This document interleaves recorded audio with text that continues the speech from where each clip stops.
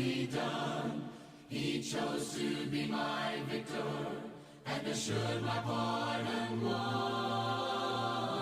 He still came just for me. He still came, knowing all it would endure. He still came, disregarding every cost. From the manger to the cross, he still came just for me. He still came. Holy, holy, holy, Lord God Almighty. Early in the morning our song shall rise to thee. Holy, holy, holy, merciful and mighty, God in three persons, blessed Trinity. Disregarding every cost, from the manger to the cross, he still came just for me. He still came.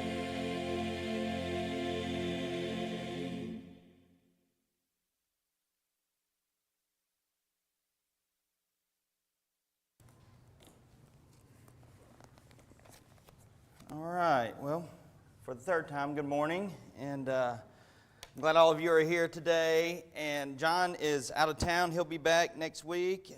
I don't know if he's out of town, but he's not here today, and he's taking a Sunday off and asked me to fill in. I'm more than happy to do that, but I am going to take this time to talk a little bit about what we're going to do this summer on our mission trip to Honduras. I've talked about it during the announcements, and so I just kind of want to reveal what the plan is, and then we'll get into John chapter 18 and continue the series that we've been going through.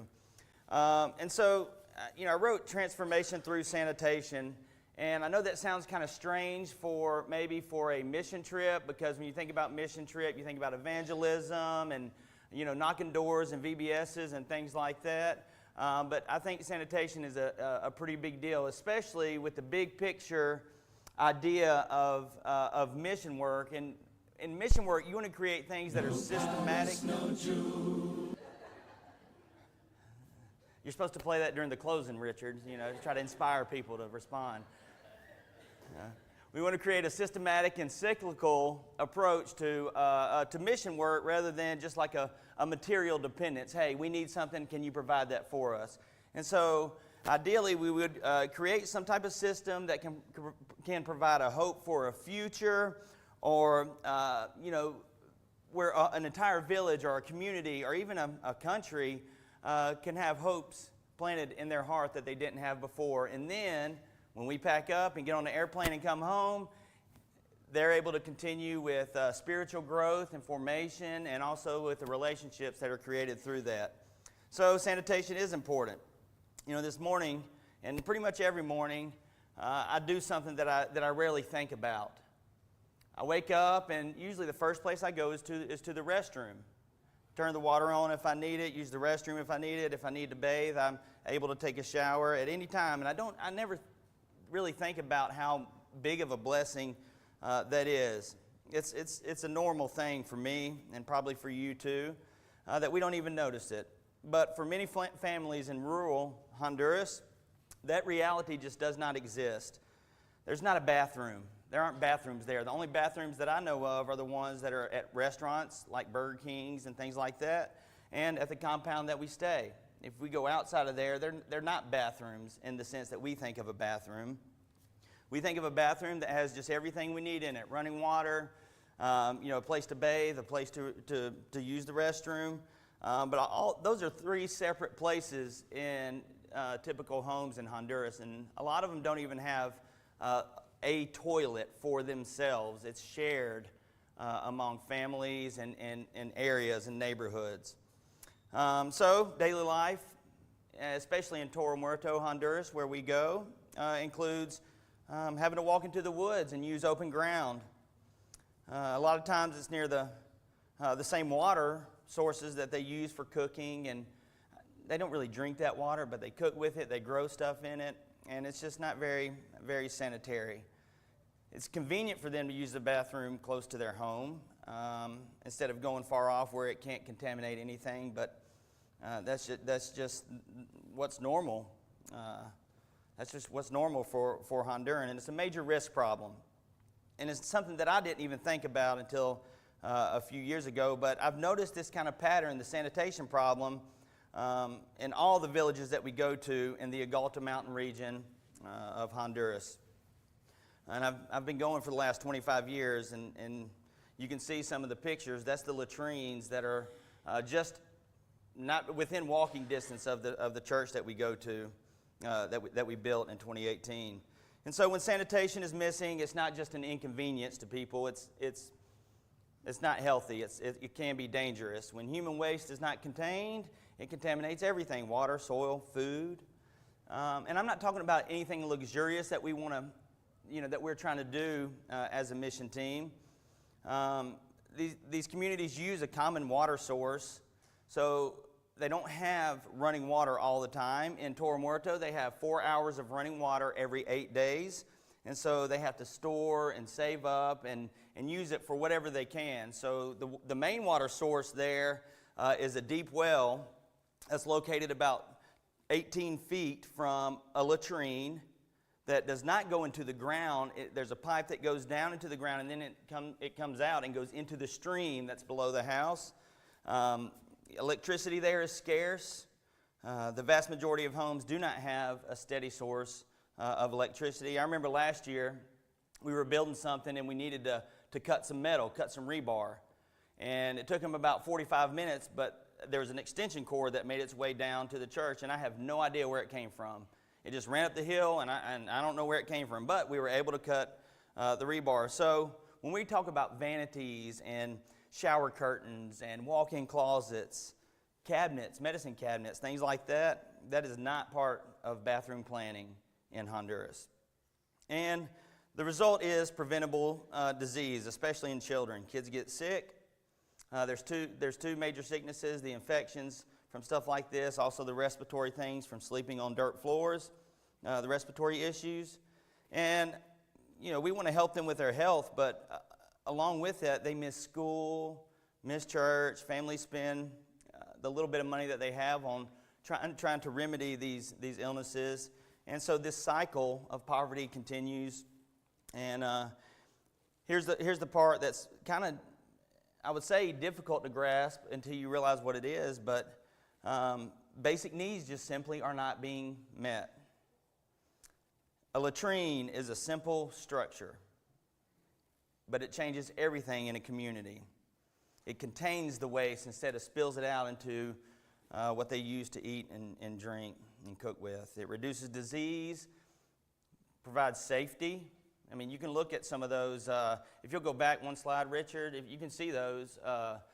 You can see those latrines. They're not very safe. There's not a lot of privacy. And again, most of these are located close to several homes that are around one another. So there's not a lot of dignity in going to a restroom like that. And so for families, it creates safety, stability, and health. So that's where our mission comes in. Each year I spend a good bit of time on a regular basis in conversation with Kevin Andrade. He's the preacher that we've supported for 8 years. And Pablo Padilla, a man down there, he used to be a contractor. Now he's a preacher, and I've known him since I was 20 years old. And just good men, and they want what's best for their people. And we talk about projects that we can do. And so instead of telling them what I think we should do and what this is what we need, they're on the ground. They're there every day, so they know their people, they know their community, they know their culture, and they help us to what we can do. And they provide the advisement when it comes to our mission projects. But the problem is they can't really buy all the materials and to build those types of things, and also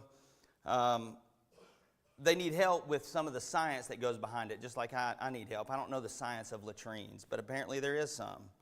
So we want to help them with things like the church building that we built in 2018 and the addition that we added in 2024 to the church. The priority is, the first thing that I want to see happen in Honduras is that the church in this village is like a community lighthouse, a point in this village where all the mission work flows out. Second thing is, I want to be able to support a local preacher, which we've done for 8 years. He's a leader, he's a partner, and most importantly, he ministers to the people there. Also we can provide Bible and educational assistance through scholarships, training, curriculum, and resources. That's something that we are heavily involved in. Miss Mignon goes down and teaches the ladies' Bible class. She's done that for the past several years. It's amazing. And then we want to help the community with things like roofs, floors, walls, latrines, the things that we take for granted every day. And then, of course, address any health and safety concerns that we are able to. That's the long-term base for continued work. It means we're not just meeting needs, we're creating a system that multiplies impact through the Holy Spirit. And so it's bigger than a single trip. Each time we go, it's bigger than a single trip. It's about building something that is sustainable. Materials have to be bought and sold. Communities are engaged in the projects, and infrastructure can grow over time. And I've been going long enough, and some of you have also, where you've seen the transformation within the village. Not major, a little bit year by year. A new house here, a new house there, a new store opens up. There's continual improvement, and I think a lot of it has to do with the work that you guys, that we have done in Honduras. So instead of temporary relief, we want to see that lasting transformation. But every system has a starting point. So again, after much consideration and advisement, sanitation is where this transformation needs to go next. And I want to tell you a couple ways that you can be a part of this. The first way is, of course, you can pray for our friends in Honduras. You can pray for Cabine and Digna, like a tilde or not, but it's Dina or Digna, that's his wife. You can pray for that.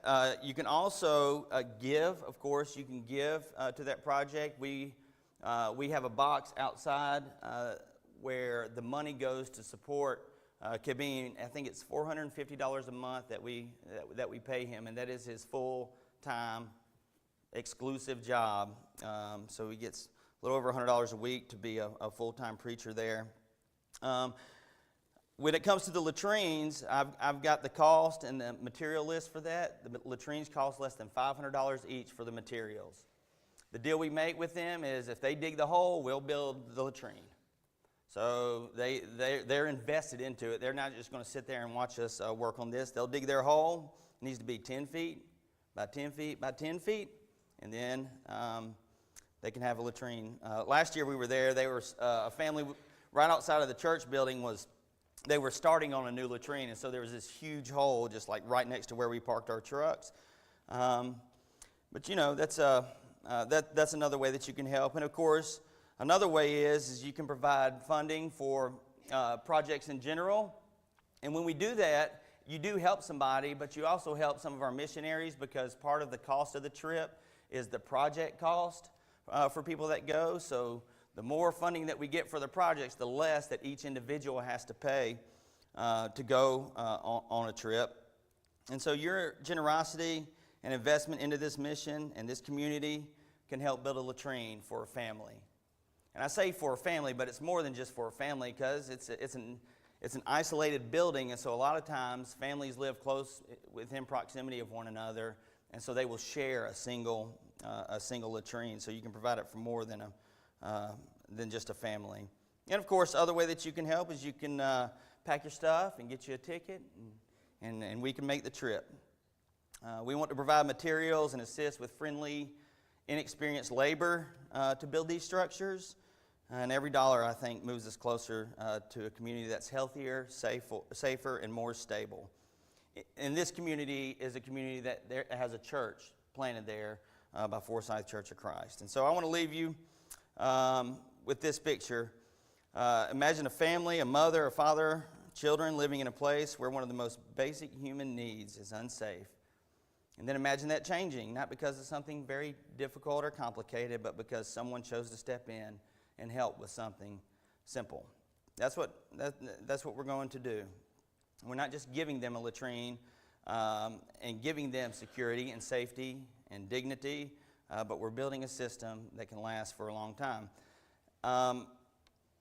If you'll go to the picture of the manual, the handbook thing, I think it's, so that right there. So, in 2021, I assisted a team from Abilene Christian University, the Olmsted College of Science and Engineering there. And what they did is they recognized, they're engineers, they recognized the great need for latrines in a place like Honduras. And so they came up with a plan. They came up with this pamphlet right here that is in Spanish. And it goes into the science of maintaining and sustaining a latrine. So they sent that to me, and I've sent it down there to those guys to review, Pablo and Kevin and the other guys. I think they built 6 latrines in a village in 2021. And so I asked them to provide these same plans to us. So we have those in place. We don't need a scientist to go. If you're a scientist, you can still go. But, but it's in Spanish. And I just kind of wanted to reveal that's the guide that we're going to use and we're going to go by. Because, I am not an expert in containing human waste.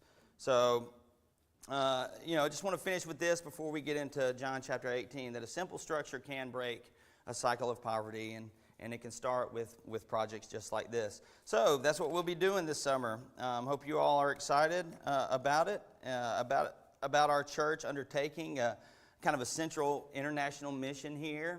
Miss Sally McConnell came to me this morning, and she's going to do a big bulletin board with all the information, and it will be updated regularly. So thank you, Miss Sally. All right. Of course, any questions you can ask, and I may be able to answer them. All right, John chapter 18. This is a familiar text that we've read before, and the title of this sermon is "What Will You Do with Jesus?" I know there's a song about that, but I do think that this is something that we have to wrestle with at some point in our life. Initially, when we hear about Jesus, we know about Jesus, what are we going to do with it? I think what's less well known is that this is something that we have to deal with and wrestle with regularly. Amen. There are moments in life when our decisions tell people a lot about who we are. And you can say what you believe, and you can tell me the things that you intend to do someday, but what you choose to do when pressure begins, that really displays the character of someone. Some decisions are small that we make every day, what we eat, what we wear, but the way that we are perceived is a big deal, especially when it comes to our faith. And in our passage today, we find a man in one of those defining moments. It's a crossroads of his life. His name is Pilate, and he's standing face to face with Jesus Christ. And what makes this moment so powerful is that Pilate does not explode in anger at what Jesus says. He doesn't even openly reject Jesus as if he's some crazy liar or anything like that. He just simply dismisses Jesus. He questions him, he examines him, he even says that he's innocent, and then he walks away. And that raises the question that is just as relevant today as it was during the time of Pilate: what will you do with Jesus? Here's the truth that we need to see clearly this morning. When you encounter Jesus, neutrality is not an option. Amen. To dismiss him, as Pilate will do in just a minute, like we'll read, you are still deciding against Jesus. I know there are several passages in the Bible about this, whether we're talking about lukewarm water, versus hot and cold. But the truth is, there are no casual encounters with Jesus. It's not just another friend or a nice guy that we have heard about before. The invitation to eternal life is calling for us. The invitation to eternal life is calling for all of us, but it's also calling for all of us.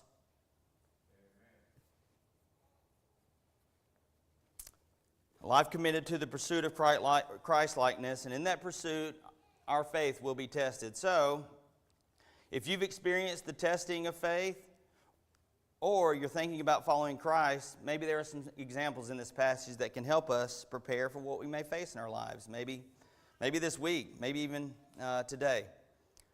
So in John chapter 18, we'll begin in verse 28, but Jesus has been betrayed by Judas already. He's been arrested in the garden already. He's been denied by Peter already. He's been interrogated by Caiaphas the high priest and his father-in-law also.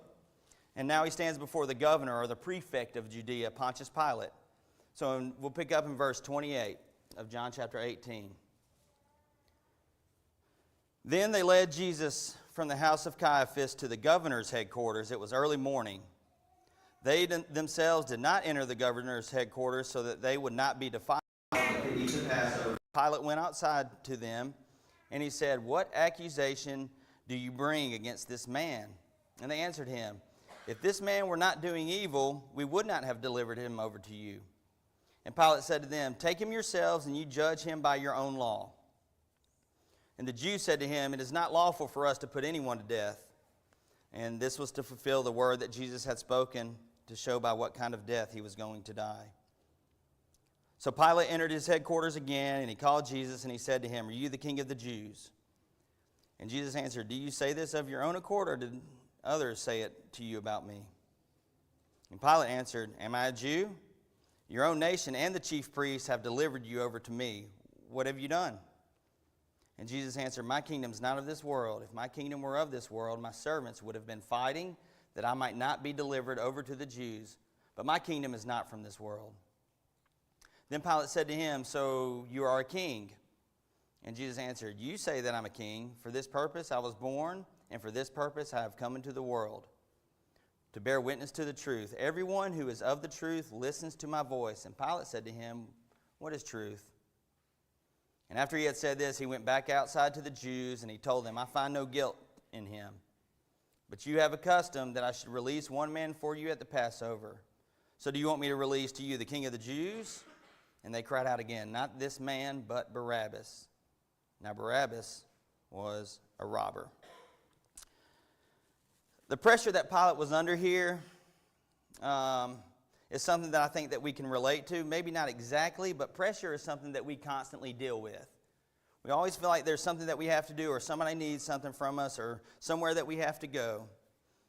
But real pressure, that's where the rubber meets the road, if you will. It's where belief and authority come together. Spirit and truth, as the Bible puts it. And I hope you understand what I'm saying here. Pressure brings about the manifestation of who we truly are. It's where your integrity is revealed. So if you say that you believe something, but then you're put under pressure and you abandon or compromise that belief, then your faith and the authority in your life don't match up. I remember, I hope this story is appropriate enough. I remember when I was a young youth minister, I used to take the kids to this haunted house when I lived in Georgia. And we had this one kid, he's a cool kid, dressed well, thought he would, perceived himself as a ladies' man. He was a teenager and always clean. Yeah. And so we went to this haunted house. I didn't know he was terrified of haunted houses. So this persona, this cool guy persona that he had really broke down at this haunted house, and it did so in just the most unusual way. We were standing in line. It was one of those snake lines where you had to wait to get through, and we kept smelling something. I'm like, somebody's pooting. Like, it smells bad. And I looked at him. His name was Lee. I said, "Lee, is that you?" He's like, "When I get nervous, my stomach gets messed up." I'm like, "Oh, goodness." So we sit there as long, and then he was getting nervous, and he says, "Hey, I got to go to the restroom." I said, "Okay."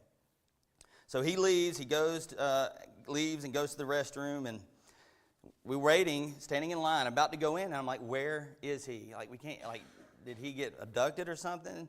So I go try to look for him. They had outhouses at this place, and when I walk outside, he wasn't using the restroom. He was just standing outside waiting for us to get done. He had abandoned it. And so this cool guy persona that he had put on, and again, he was a cool guy, but it really broke down. And so what he believed about himself really didn't match, the pressure of going into a haunted house. I just thought that was, I'll never forget that. The point is, we don't need to let pressure determine our faith. Instead, we need to choose a path that guides us through the pressure. Pilate is under intense pressure here. Intense pressure. The Jewish leaders want Jesus executed. Rome expects stability and order. The crowd is building and becoming more and more animated. And it's a very volatile situation. And Pilate knows, he only knows one thing. And the one thing that he knows is that Jesus is innocent. He even says to himself, I find no guilt in him. But he gives in. He tries to pass responsibility to somebody else. He tries to avoid the situation completely and send him somewhere else. And what he does is he tries to keep everybody happy and everybody satisfied throughout this. But in the end, he chooses the pressure over the truth. And if we're honest, this is where many of us live. Maybe not all the time. Maybe many of us live there sometimes. Because we don't usually abandon our faith in a bold, dramatic moment. We compromise it, sometimes quietly, sometimes under some pressure. Maybe it's pressure to fit in, to be accepted. Or maybe you're around people who don't value Christ and his teachings, and instead of standing firm, we just try to blend in. Maybe it's pressure at work.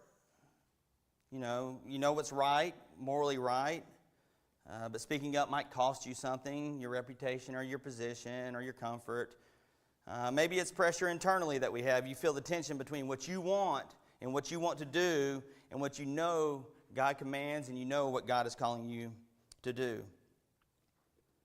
So this is something that we all deal with, and that's the challenge that we face. Pressure just doesn't test our faith, it reveals our faith. And if your faith only works when it's easy, it's not going to be very strong when it's going to cost something. So I think it's a good time today to think about where we feel under pressure, especially with our faith, where we feel like we're being tempted to compromise. Will the pressure, the stress of life influence our faith? Here's one thing I know. If you can withstand pressure of the world with confidence and faith, and your trust in God is not only going to grow, your faith is not only going to grow, but it's going to spill over and it's going to spread, and you now have a ministry in your life. So with Pilate, he was just kind of between a rock and a hard place, and he had to make a decision. The crazy thing to me is he was face to face with Jesus Christ, and he knew what the truth was. At least the truth that he was innocent. And I think sometimes we ignore the truth when it's right in front of us. And so that's the other thing I want to encourage you. Don't ignore the truth if it's right in front of you. Seeing and believing are not the same thing.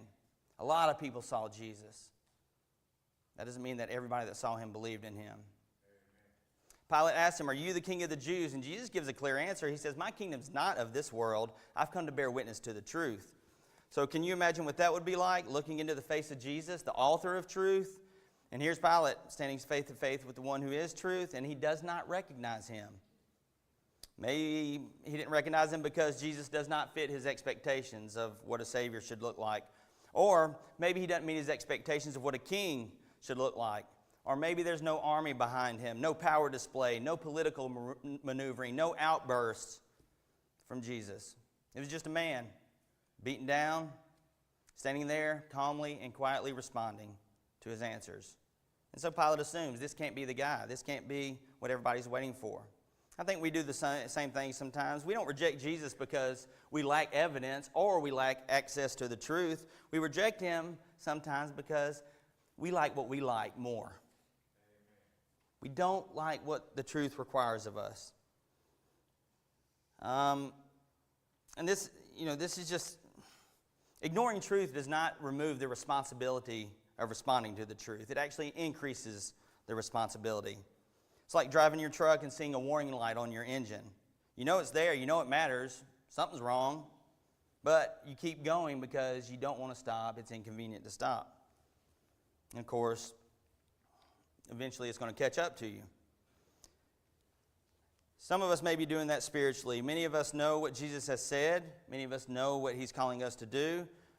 Maybe we've decided to delay obedience, or better yet, choose our own will over his, which in both cases is disobedience. So I encourage you to ask yourself, are we ignoring truth anywhere in our own lives right now? Not knowing is one thing. That's called ignorance. When you don't know the truth, that's one thing. But knowing about Jesus, proclaiming belief in Jesus, and dismissing him and being idle in your actions, maybe afraid of what might happen, maybe worried about pushback and vulnerability, that's where I think we fail spiritually at times. At least I do. I can speak for myself. So what is it that we already know that we're not doing or that we're ignoring? With genuine faith in the midst of pressure, respond to the truth that you know is right in front of you. Lastly, we don't want to let cynicism or self take the throne. So Pilate asked one of the most famous questions in Scripture. He says, "What is truth?" Pilate is so confused right now under this pressure about what to do. He turns this into a philosophical discussion, buying a little time, pondering the mysteries of objective reality, looking for a way out that does not get his hands dirty, literally. Let's be clear, this is not a sincere question he's asking. It's a cynical one. He's not searching for faith, not searching for truth even, or even reality. He's dismissing Jesus and addressing his own exit strategy to the situation. He's tired of this show, the circus of a show, this trial. He's worn down from power struggles, corruption, and manipulation. This has been thrown back into his lap after he's already found Jesus innocent one time, and every belief he possesses is now compromised. He's innocent, or I could release him, or never mind. Who knows exactly what was going through Pilate's mind here? Whatever it was initially had now become self-preservation. Image, status, authority, all of that was hanging in the balance here. So now it wasn't even about searching, finding, and revealing truth. This situation was for Pilate. He was trying to find his own way out. Maybe Jesus wasn't the only one on trial here.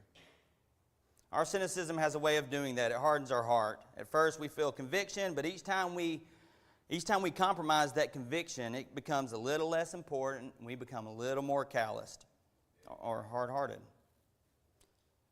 If you work with your hands long enough, you develop calluses. If you don't, then they're going to be very sensitive. So at first, if you work with your hands, your fingers will hurt or your hands will hurt. But after a while, you stop feeling the way that you used to feel. And that's what cynicism does to our soul. That's what cynicism does to us spiritually. We hear truth. When we hear it over and over again, we know where to find truth, but it doesn't affect us. It doesn't move us like it once did. Underneath Pilate's cynicism is something even deeper. I mentioned it already, the self-preservation. Pilate does not choose truth here. He chooses Pilate. He chooses himself, his position, his comfort, his security. And if we're honest, that's our greatest struggle too. The hardest step in our faith journey is submitting to the kingship and the authority of Jesus Christ. We want to stay in control. We want to be the boss. We want to tell the other people what they should do, not the other way around. We want to control the outcome of our decisions. We want what we think we deserve. My feelings are important. My opinions matter. People should respect me. We could do this all day. But hear this clearly. When self is on the throne, Jesus is pushed off the throne. So I think we have to wrestle with a few questions when it comes to this. One, what will we do with Jesus? Number two, am I more concerned with protecting myself than surrendering myself? And that's the call. Let Jesus be king in our life, not just in belief, but in authority over your life. At the end of the scene, Pilate gives the crowd a choice, Jesus or Barabbas. And the crowd chooses Barabbas. A guilty man walks free, and an innocent man is sent to the cross. And I think here's what we really need to see. That's not just history, this is the gospel. We are Barabbas. We are the guilty ones. We are the ones who deserve judgment, but Jesus takes our place. If there's anything that you need help with, I don't know where you are in your faith journey. I'd love to help you. Outlets for a ministry if you're looking for that. If you'd like to be baptized, it looks like we got water in there, so we're good to go. So if we can help with anything today, please stand as we sing.